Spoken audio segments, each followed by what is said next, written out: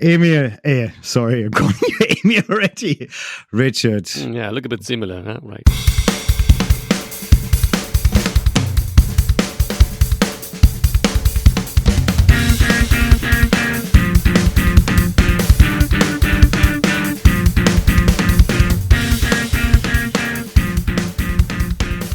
And welcome to RB Global Tracks, Leipzig's very first RB Leipzig podcast in English. And that one is brought to you by Richard and Mario.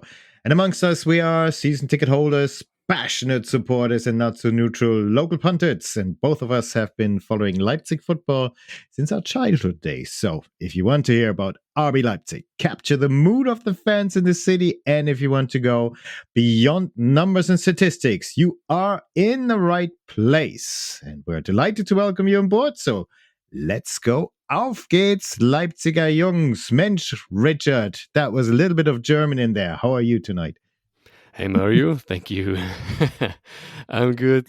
It was a roller coaster ride of a week, so long, and now to be honest, I was looking forward the whole week to our next recording. So it's a little bit uncommon that we are just doing only one recording per week. So feels like we're lazy. Yeah, it feels like a bit lazy. And I was a little bored, so I wrote a little article. But yeah, True. now we're here and good to go. I'm ready. Wonderful. Yes, I was very much looking forward to it as well. Got so used to it in the last 4 or 5 weeks. This is episode number 12. And it feels as if there should be a lot more coming. So, first of all, thank you everyone who are new to this podcast, who's listening to this podcast, also the ones who've been listening to the very first episode until now.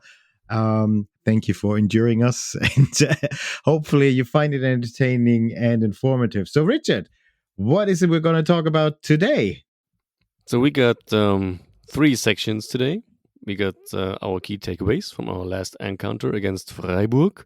Mm-hmm. Some club-related news, what is basically not some, it's only one club-related news.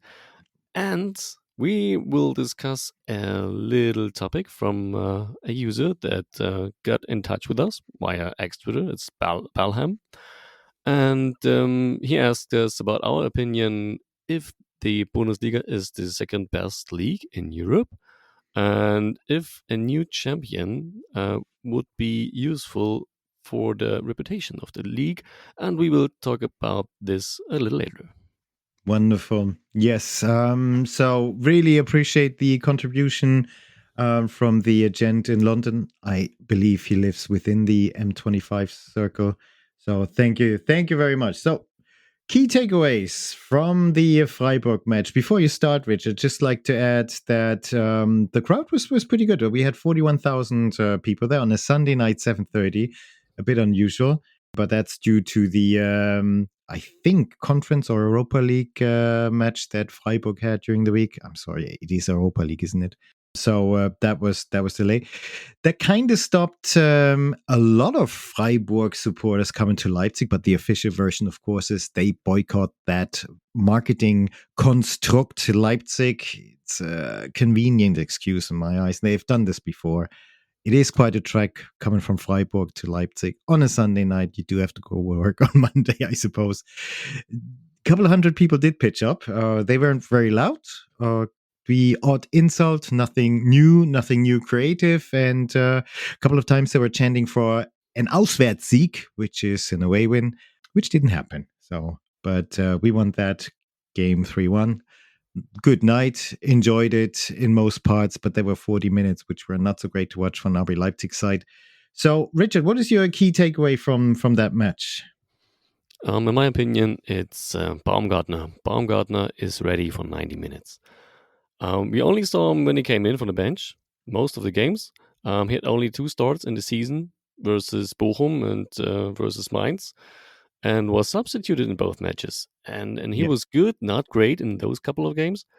But now he came from the bench and showed his best 28 minutes for RBL so far, in my opinion. 1 goal and 1 assist, if you give him credit for the successful claimed penalty. And to me, it felt like as if the penny dropped finally. So I'm really looking forward to seeing him and his development in the upcoming encounters. And this is my takeaway. Baumgartner is good for 90 minutes. Baumgartner ready for the Richards starting 11. You heard it here first. No, I agree. It was really excellent. His performance really helped us to finally beat Freiburg after a spell of 40 minutes, which were not so great. I don't know what happened there. I agree. So I would love to see him in the starting 11. Well, and we'll see after the international break if he comes back healthy. If Marco Rose is going to follow your advice, surely you're going to put him in the next starting 11 versus Wolfsburg, but that's still a long way ahead. So my key takeaway is that on the day when the National Football League of American Football was hosting a match in Frankfurt, I think the Patriots played the Colts. It was a low-scoring game, by the way, I heard, but the atmosphere was brilliant. Emil or the team had some sort of play which could have been coming out of a playbook of a national football team. So imagine yourself, or just picture yourself, you're behind the goal of the opponent as a spectator. On the left-hand side, RB Leipzig is taking a corner kick. And in the middle, maybe around 5-6 yards in front of the opponent goal, there is Emil Forsberg facing towards the corner. And behind him, he's got two defenders who are right up his back, trying to push him out. But hey, Emil is the king of the north, so he's pushing back. He's pushing towards the center of the box, creating a space in front of him. And I was so fascinated watching him withstanding the pressure of those two defenders and actually pushing them back, that I didn't realize that there's a gap, and through that gap came the running back Šeško with the ball. So in terms of American football, this would have been at least the first down, or you would have taken it all the way to the house. Unfortunately, didn't score a goal, but I thought this was a beautiful play. And if the New York Giants or the New York Jets, need some sort of kicker or somebody who can rush other people or block other people, maybe they could think of somebody like Emil Forsberg. And that does take us to club-related news, which we like to dedicate to just one player, and that's going to be... Unfortunately, it's Emil Forsberg who's dominating our club-related news. Emil, sorry, I'm calling you Emil already. Richard. Yeah, look a bit similar, huh? Right. If you dye your hair. and shave my fur. Blue eyes, baby Scott. We can cut this out if you don't like it. Anyway, Richard, what are your thoughts about this surprising news? Nothing official, but the source Paul Hinze Sky News, Bild-Zeitung, seemed to be very clear on this. Yeah, it came quite surprising to me. And Emil's going to the Big Apple, isn't he? And I'm a bit irritated, at least, and some kind of disappointed, because I cannot imagine our club without him. So he was like 9 years in our club, joined us in the second league, and helped us in the promotion, helped us to gain our goals, and you could always rely on him. He wasn't the undisputable starter, never has been, and he didn't score much. So I looked it up. He didn't score double digits in any single season, in Bundesliga games at least. But he was the leader of the team, and was recently. He came out on the pitch versus Belgrade as a captain. He started against Man City as a captain.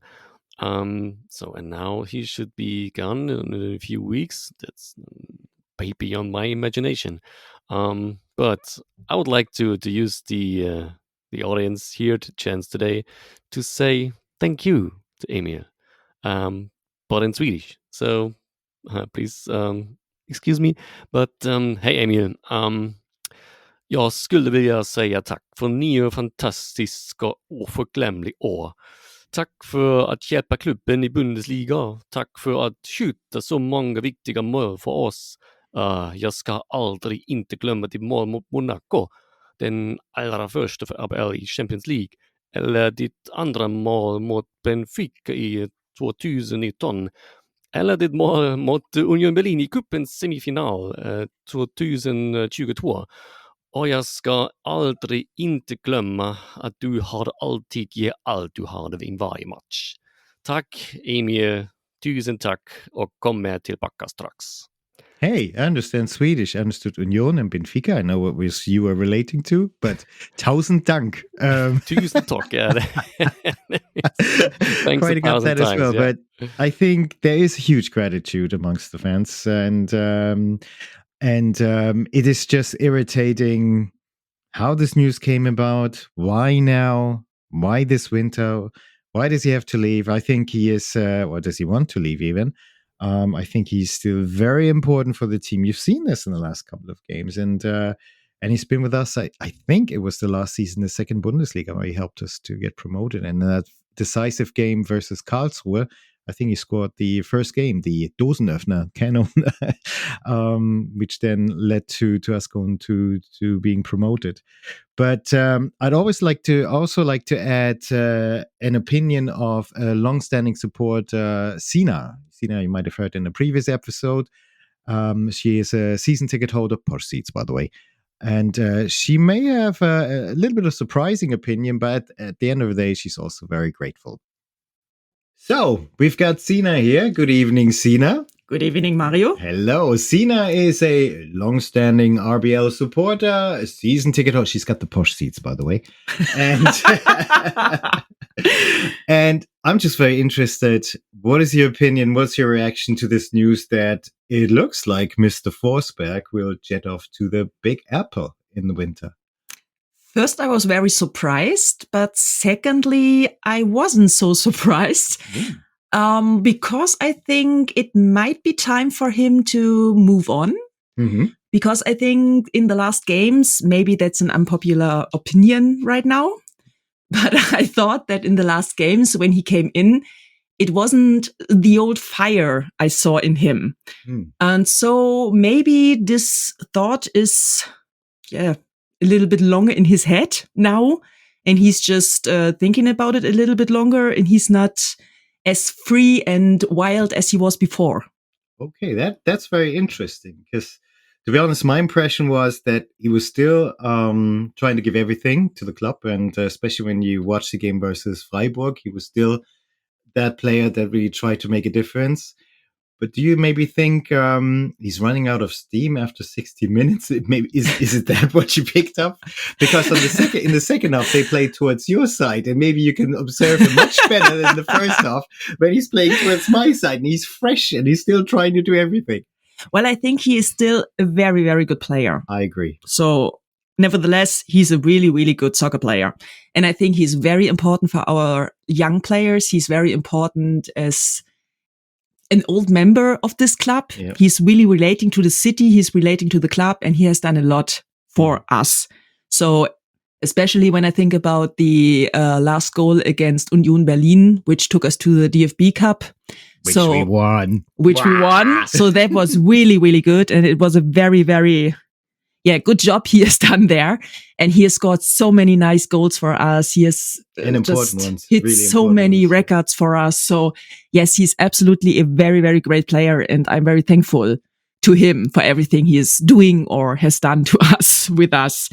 But I don't know. It's just my feeling that right now, maybe the young players and a new style is not so much his style he wants to play or loves to play in.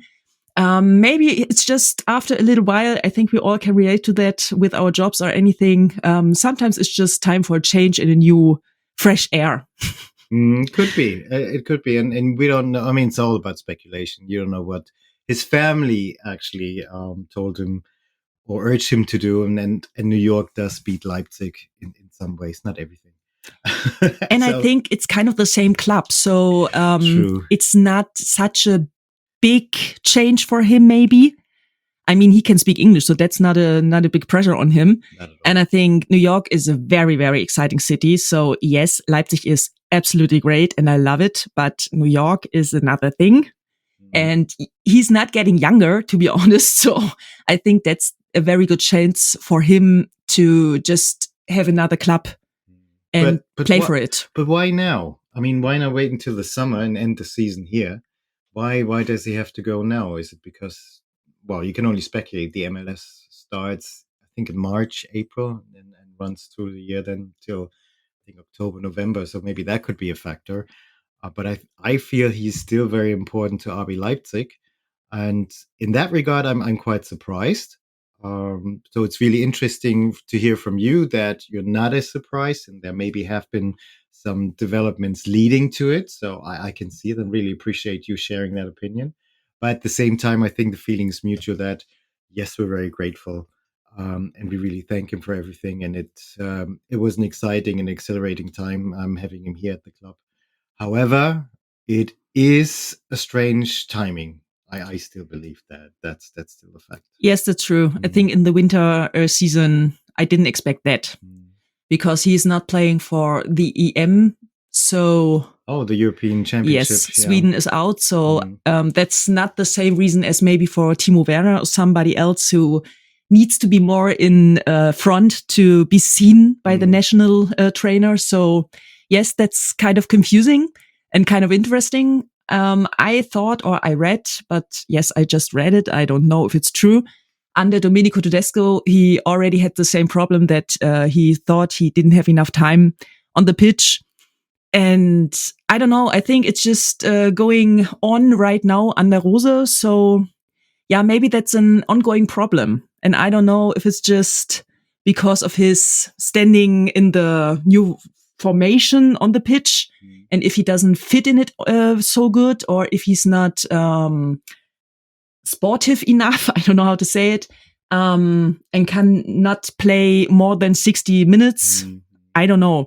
I don't know what the real reasons are, but I think he's not going because he is angered or he's not happy in this club or something like this. I think it's just, I want to play in my age for another team and I want to play more. Yeah. And at RBL, he has a lot of competition.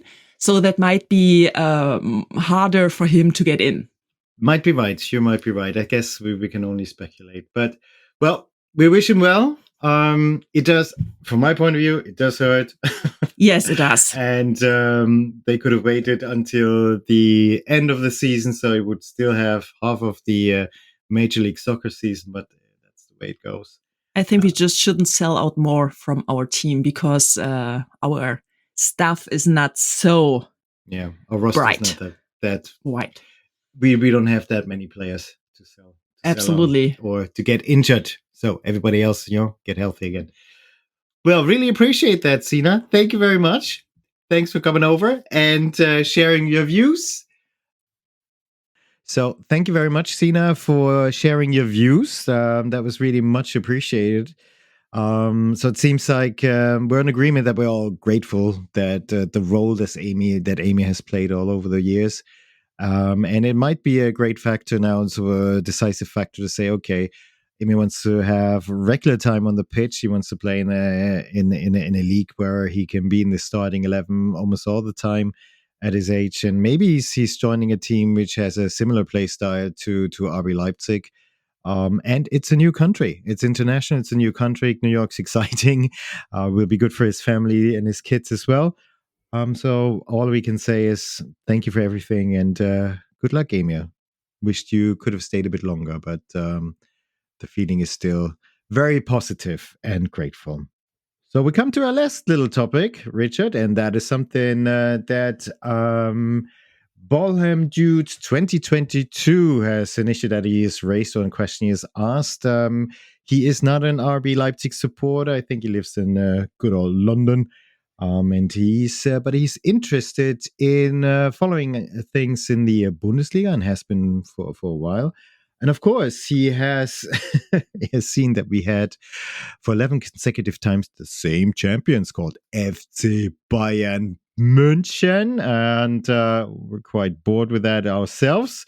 So he's asked the question, does the Bundesliga need a new champion, new Meister, in order to raise its awareness or attractiveness on a global level and international level? And Richard, I know you dug down deep into this topic. We can't talk about everything because there's always going to be different opinions. But I'm really eager to hear your opinion. And what would you say to Ballem Dude 2022. Does the Bundesliga need another champion? That was a question. So this is a simple answer. You're like, okay, yes. So, I agree. Topic's closed. And what should be the champion? Should be RB Leipzig. Okay, that's a couple of years Of off. course. No, but honestly, so I think there was another part in this question. So would it be good to have another champion finally? To increase the overseas interest Exactly. in the Bundesliga. Yeah, this is absolutely needed right now because this is so outstanding. And we posted this on X Twitter. Every other major league in Europe had at least 3 different champions in that time span when Bayern won it 11 times in a row. So, and this tells me about the Bundesliga that this is not a very competitive league in European context. Okay, so look, there's one club that is able to reach 11 championships in a row. And especially is incredible if you bear in mind that 8 of those titles came by double-digit point lead at the end of the season. I know, and they were crowned champions so early that everybody must have lost interest like 4 or 5 games before the end of the season. Yeah, right. And this is and on top of that, this is the only club that showed consistency in the Champions League in terms of winning games, and to qualify to the quarterfinals at least, except the 2018-19 campaign where they lost against Liverpool. And all of our clubs and all other Bundesliga clubs couldn't achieve that by a far margin. Okay. And this tells me at least that this league is good but not great, and it's far from being the second best in Europe. I think there is an UEFA ranking which takes into account the last 5 years. I think we're at the moment, Germany's in 4th, or Bundesliga's in 4th position. Sometimes we're in 3rd. We're changing ranks with Spain. Whoa, Italy. But we never get close to Spain or even the Premier League. No chance in hell, really. No. And as long as the system, so the system that we got in Germany with this 50+1, which basically says that there won't be, their investors are not able to gain the majority in the clubs. As long as this system stands, in my opinion, we will not be able to close the financial gap to the Premier League clubs. No way. And this gap is so huge right now. If you look into the Deloitte Football Money League, okay, you can Google this Deloitte DELOITTE Football Money League. There's a yearly, an annual examination of the financial circumstances of every club, or the top 30 clubs in Europe. So is it fair to say it lists the clubs by financial power, for example? Okay. This is basically it. This is it. And there are 2 clubs in the first 20, 2 Bundesliga clubs. It's Bayern on 6, rank 6, and it's Dortmund on 13. And on rank 22, I think it's Frankfurt, surprisingly. That is surprising, yeah. Okay, but if you look at the numbers, so on top is Man City, of course, with over 700 million revenue in the 21-22 campaign, and then you can take a deeper look into where this money come from, and then you will recognize that a lot of money, so like 294 million, as far as I remember, came to Man City from the broadcasting rights. The broadcasting rights, the money that made Bayern from the broadcasting rights, were only about 200 million. And bear in mind that this is by far the largest number any club in Germany got from this department. And so there is 100 million per year margin between the English champion and the German champion. Yeah. Okay. And this basically says it all. And because of the Premier League gains in this newly signed contract for the overseas broadcasting rights, they raise 5.05 billion in 4 years. It's only overseas, so right. On top of that, there's another 5 billion for England's market share. So the broadcasting rights from 2022 to 2025 are approximately 10 billion pounds. And if you compare the German revenue, the DFL revenue from their broadcasting rights, I think it's about 3 billion actually for the German rights, and the overseas rights, it's ridiculous, 200 million. So this really shows how attractive the Bundesliga is worldwide or internationally. So of course, and so we come back to this point: would another champion be nice for the attractiveness in the foreign in other countries? Of course. So imagine if you were the sales manager of the DFL and you're trying to sell the attractive product Bundesliga overseas and say, hey, look, I've got Heidenheim versus Darmstadt. This is the encounter your people waited for 20 years and now it's finally there. Okay, you might have better chances if you could sail Schalke and Hamburg and Düsseldorf and Cologne and imagine all of those clubs would be able to compete for the championship, or at least for a spot in the top 4. That wouldn't be nice for the attractiveness of the league.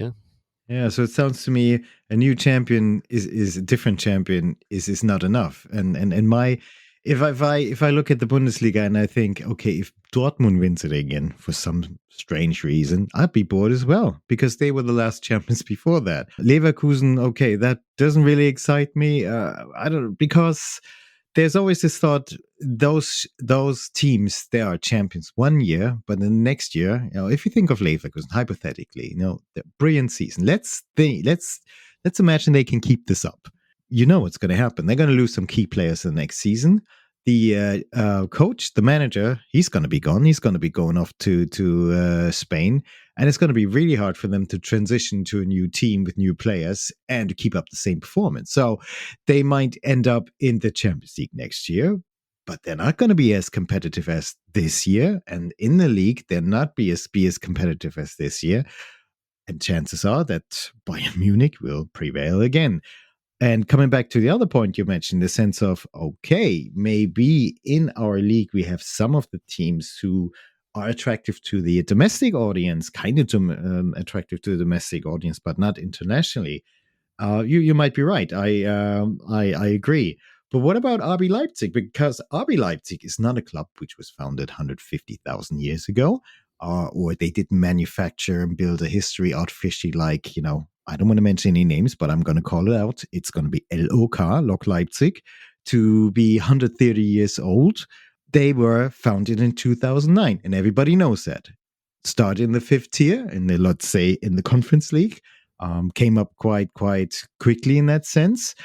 But if you look at it from the outside, from an international perspective, and somebody tells you, okay, RB Leipzig, newcomers, they're going to play TSG Hoffenheim or Wolfsburg, nobody's going to be really excited about that as well in the beginning.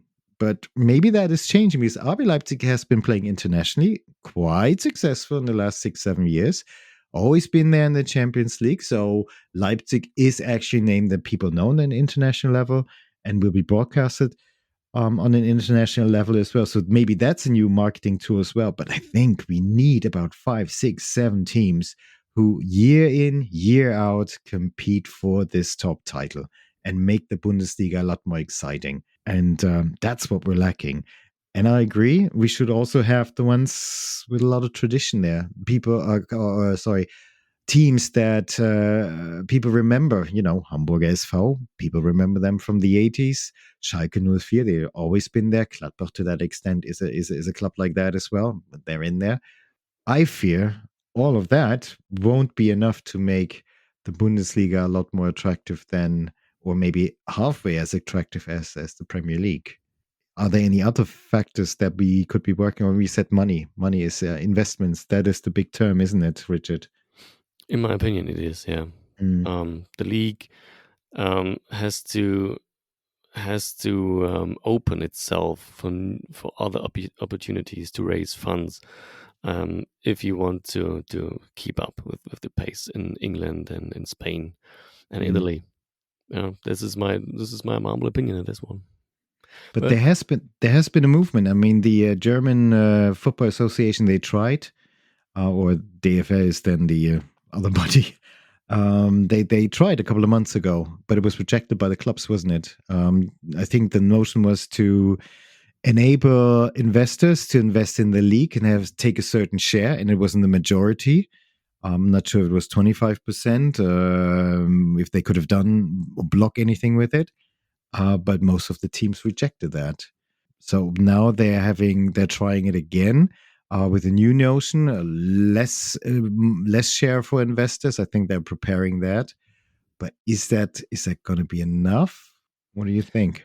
No, but it is a start, and we have to start at some point at least, and we have to do this quickly, because if you say no, we don't want investors, we want to play our old-fashioned style or in financial or whatsoever, this is okay. So we can do that. I'm fine with that, but then we will see at least another 11 seasons with the same champion, and then we will not see another UEFA Champions League winner out of Germany except Bayern Munich. Okay, Eintracht Frankfurt won the Europa League 2022. That was an outlier. Okay, they played a fantastic European season. Credits to them. I tip my hat to that. But there was an outlier. And this came more accidental than long-term planned or long-term built. So yeah, and this is the problem in my opinion. If you don't have enough money so what you said a few moments ago, to keep your squad together, to keep up with the superior clubs from England and even in Germany, you are always in rebuild mode. A season over and over again. You got a nice new player. So look at Openda. Okay, he starts for us now. He came from France, scoring 9 goals in 11 games. And before the season is half over, you can read in the newspapers that there are interest from England. I thought it was West Ham and I don't know what's the other club was. Brighton. No disrespect to you guys, but West Ham and Brighton, sorry, you're not good enough for him. Okay. Back off. And it has to be the goal of the league to sustain those offers. Exactly. Yeah. Exactly. So what do you conclude in regards to his question? Do we need a new champion? I think we said yes. Yeah. But it's not going to be enough in order to be attractive globally. So what do we need in order to be more attractive on a global level? We need changing champions in the next decade, but we won't get this if the league is in freezing mode. True.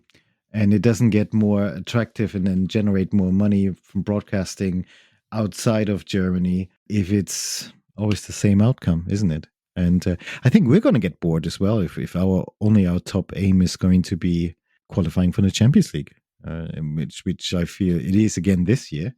Some people may get impatient with that, and they voice the need for being a champion, getting champions. But I think after a while, people will lose interest, and we've been spoiled with the success we had anyway. So hopefully, Barlam, do 2022. We answered your question. Thank you for sending that in. To anybody else, you can contribute to this podcast the same way. Find us on Twitter at podcast_RBL. Our podcast is called RBLE Global Tracks. You can also always drop us an email as well talk to us at rbleglobaltracks.com. We really appreciate any comments from you. Follow us, like us, leave us some reviews. Let us know how you like the show, if you like what we could do better. And Richard, thank you very much for a very nice episode, and really appreciate your thoughts and answering Bonham Dude's 2022 question. That was excellent, and I'm still impressed with your Swedish. So what are you going to do if he's gone? Are you gonna learn Danish? Is that similar? No, of course not. We spent the holidays this year in Denmark, and I do speak a little Swedish, so it wasn't so okay. I looked a few words up to be fair, in my thank words to Emil, but so we spent our holidays in Denmark, as I said, and if you compare the written language, you can understand quite nearly the most if you read Danish compared to Swedish. But if you listen to them, no fucking way. Excuse me. This is something that is in a whole other world. No way I can understand this. We can't reach out to Yusuf. Oh, how bad. But I think his German is very good, so there you go. Well, thanks a lot to everyone. Thank you. We're going to be recording in next week, Thursday. And to everybody else, auf geht's, Leipziger Jungs. Tack, Emil. Tusen tack och kom med tillbaka strax.